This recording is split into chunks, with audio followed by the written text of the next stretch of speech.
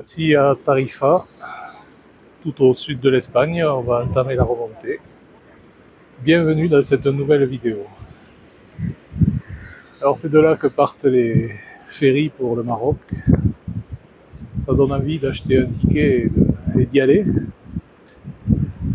Mais bon, on est attendu et puis en plus on n'a pas de passeport. Donc c'est raté pour ce coup-ci. Ce sera pour la prochaine.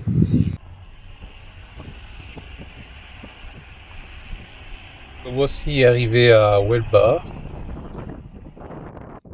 où nous avons trouvé à visiter la reconstitution des trois caravelles de Christophe Colomb. Elles ont été reconstruites à l'identique pour l'exposition universelle de Séville. Je sais plus trop en quelle année, des années 90.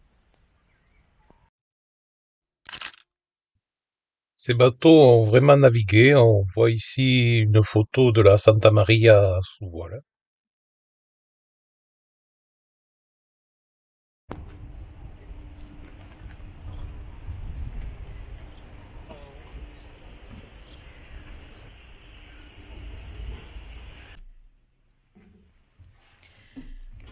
Alors à l'avance, c'était là où on stockait les marchandises. C'était l'endroit qui bougeait le plus. Le moins confortable, je pense. Et à l'arrière, je suppose que c'est là que dormaient les marins. Où ils suspendaient leur hamac. Là, ils devaient les suspendre aux poutres. Enfin, 30 personnes là-dedans. Ah, vous allez me croire sur parole, hein, parce qu'on voit pas grand-chose. 30 personnes là, c'est pas simple. Avec des lampes à huile. C'est glauque, hein, c'est terrifiant. Enfin, dans les conditions de l'époque.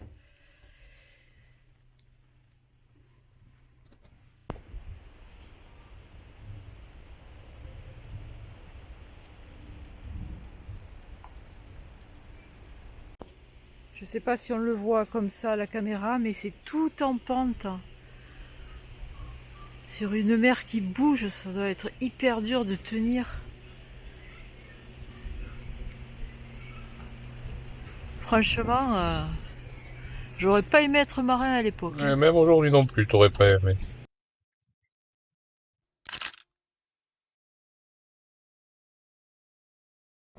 Oui, matelot. Mais franchement, pour tenir sur un bateau comme ça, en pleine tempête, tout est rond, rien n'est droit, ça a l'air hyper casse-gueule. Les échelles d'écoutille là sont raides comme c'est pas permis. Il devait y avoir souvent des blessés là-dedans. Hein. Et puis c'est tout petit pour 30 personnes, c'est minuscule. Tout seul au milieu de l'océan, il fallait être complètement fou et motivé.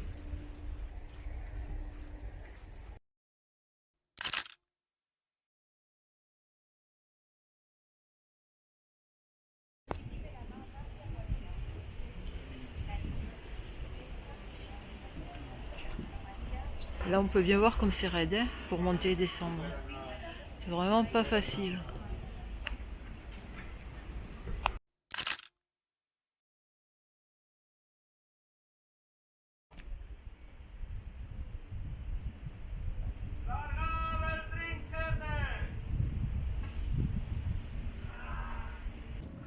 Voici la cabine officielle de Christophe Colomb, le seul qui est à peu près bien logé sur ce bateau.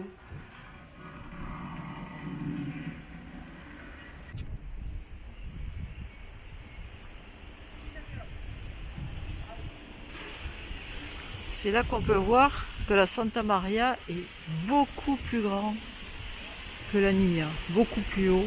C'est pas du tout les mêmes proportions. Bon, voilà le système de poulies et de cordage pour manœuvrer le gouvernail.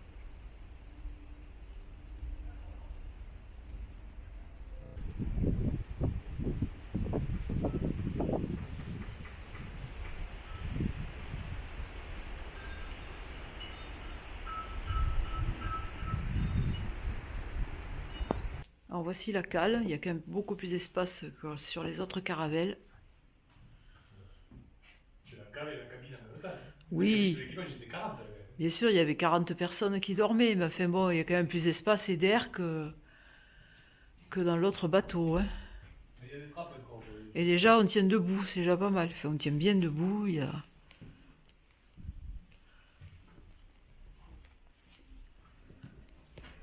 quand même un peu plus confortable, on va dire. Même si c'est pas le Ritz.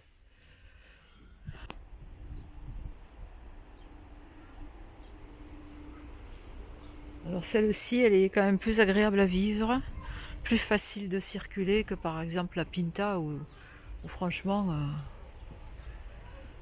tout est compliqué et trop arrondi. On dirait presque une péniche.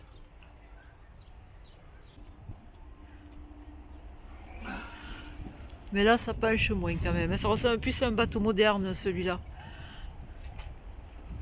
Le pire, c'est la Pinta. La Pinta, franchement, c'est infâme.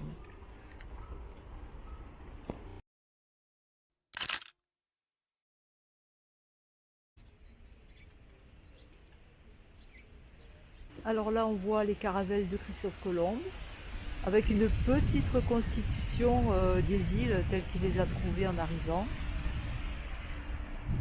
Et puis là, on voit tout ce qui a été aménagé dans ce coin parce qu'il y a une université aussi qui s'installe et c'est au milieu des zones humides. C'est assez sympathique, c'est un petit coin à l'écart de la ville et c'est assez plaisant. On va faire étape ce soir là parce que bon, ça va nous permettre de souffler, de travailler un peu et de profiter du soleil avant de repartir. Alors, nous allons essayer de répondre à quelques questions que vous nous avez posées.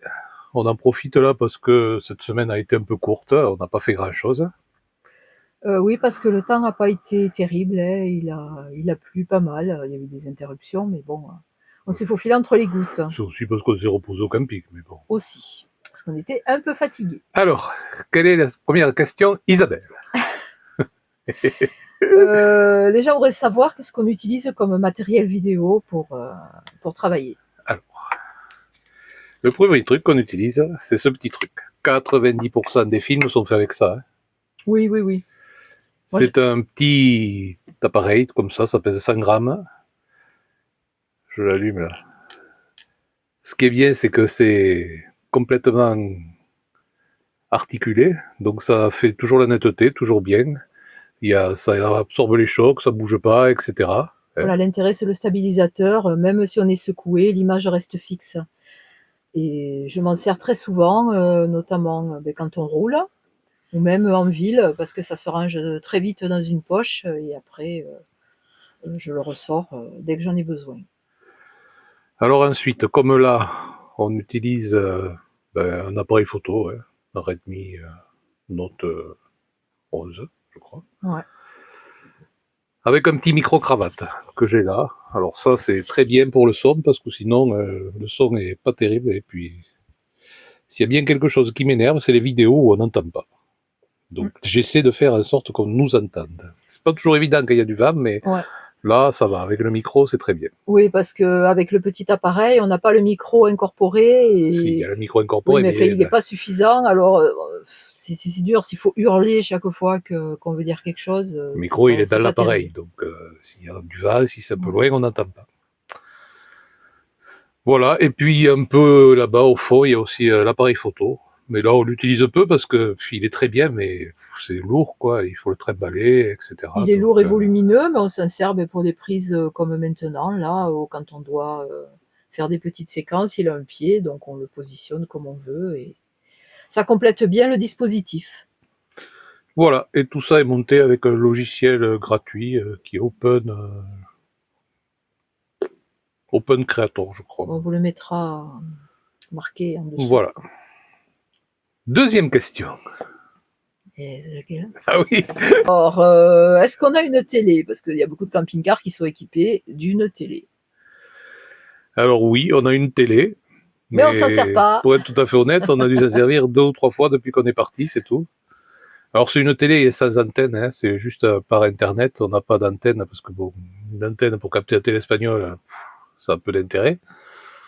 Une antenne satellite, c'est chiant, on n'est pas là pour être à la maison. Mais on a une télé, oui, et on l'utilise chaque fois qu'on en a besoin, mais bon, c'est vraiment très très rare. Hein. D'ailleurs, on va vous montrer comment la mettre en place. Donc la télé, elle est rangée dans le placard. Hein.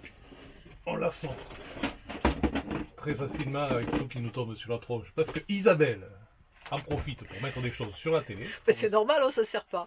Ça sert peu, on va dire. Donc voilà, elle est là. Je l'accroche là. On branche ça et ça. Et voilà. Ça s'installe en 1 minute, même pas 30 secondes. Quoi. Mais bon, je sais pas si on va continuer à la prendre parce que du coup, ça sert pas, ça prend de la place. Voilà quoi. Ça s'est servi 2 fois. Hop. À 4, tu vois, il leur fait faire des figures là, ils marchent un pas particulier. On quitte Huelva, direction le camping Doñana.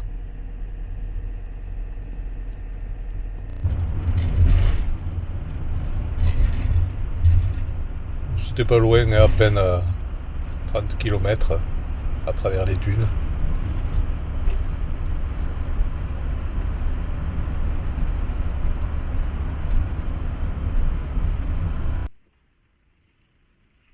Arrivé au camping, on en profite pour faire quelques lessives.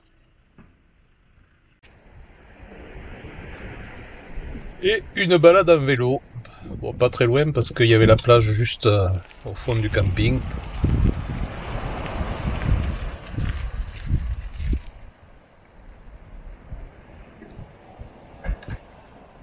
Très belle plage, très longue.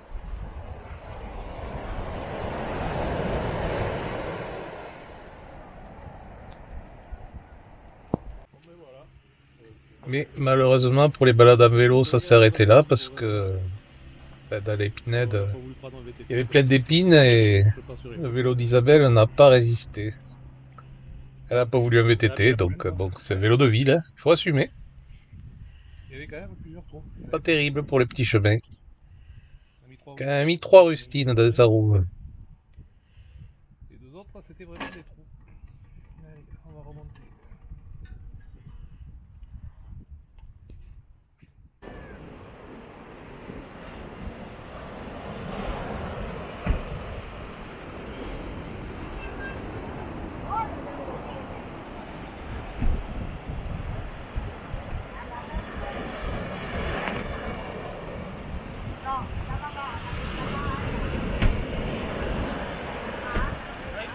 Il est resté 4 jours.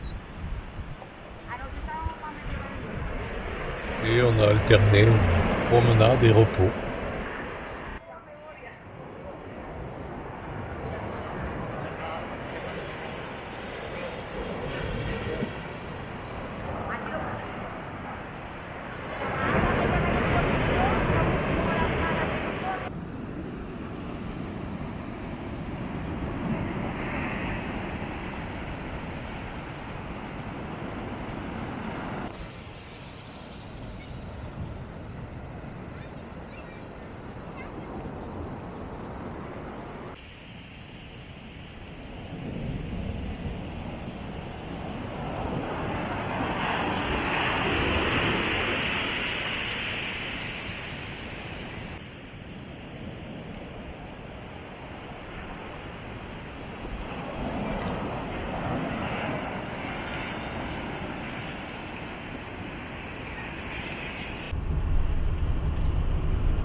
On est dans un parc national et là il y a des pins parasols à perte de vue qui poussent dans le sable directement.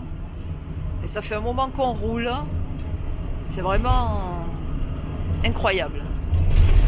Et c'est très joli. Et il y a la mer juste derrière. Mais on la voit pas parce que on domine la mer. On est au-dessus de la mer en position élevée.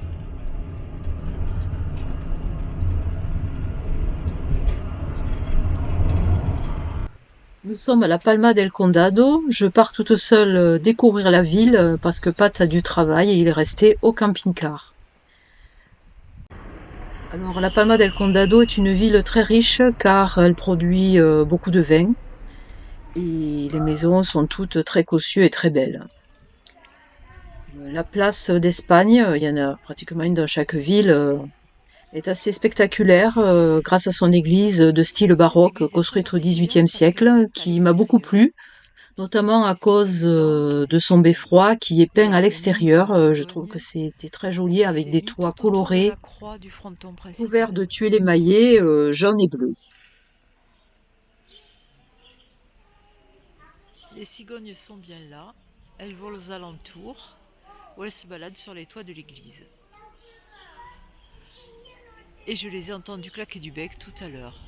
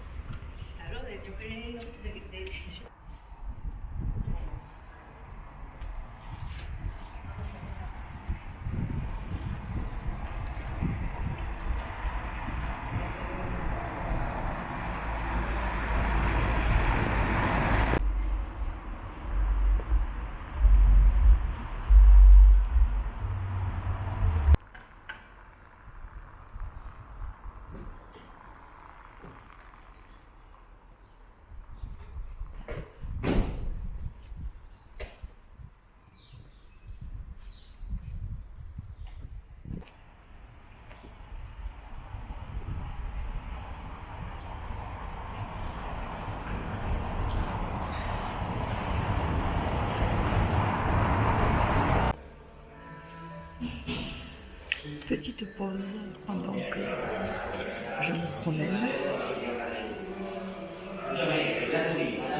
Et un petit goûter gourmand pour 3,20 €.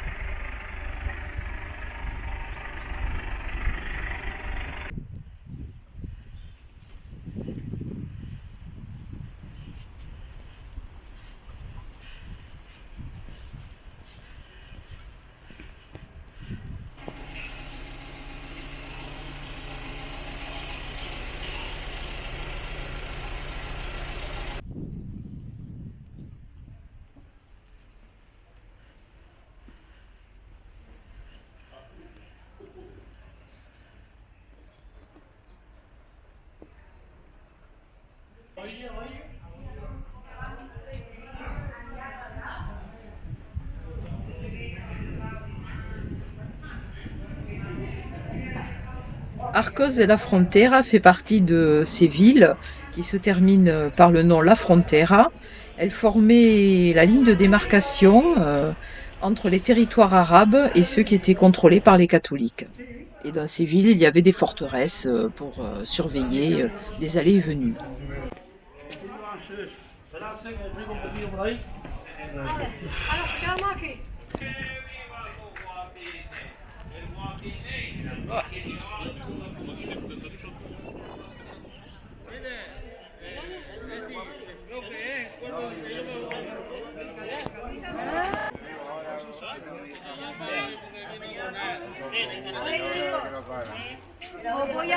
voy a contar, me voy a poner por ahí cada uno.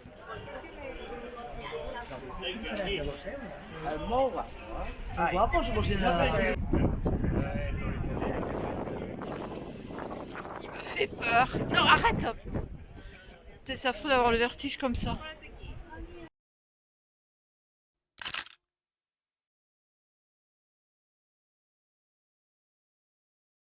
Enfin,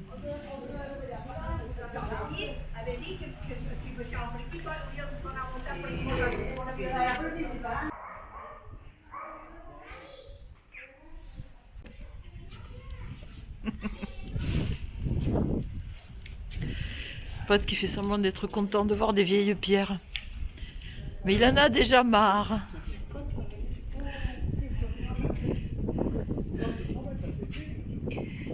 On sait que t'as plu, tu n'étais pas là pour la voir.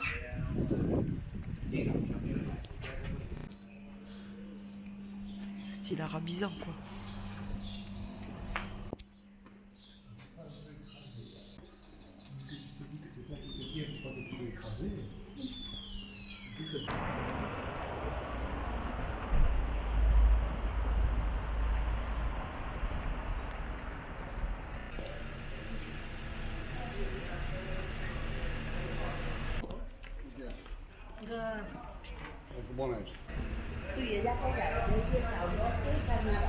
Je trouve ces processeurs, je sais pas comment on dit, impressionnants. Un yucca immense, en pleine nature. Alors je voulais vous conseiller, un peu comme Pivot vous conseille des livres, moi je voulais vous conseiller des vidéos, parce que j'ai trouvé une vidéo qui est super.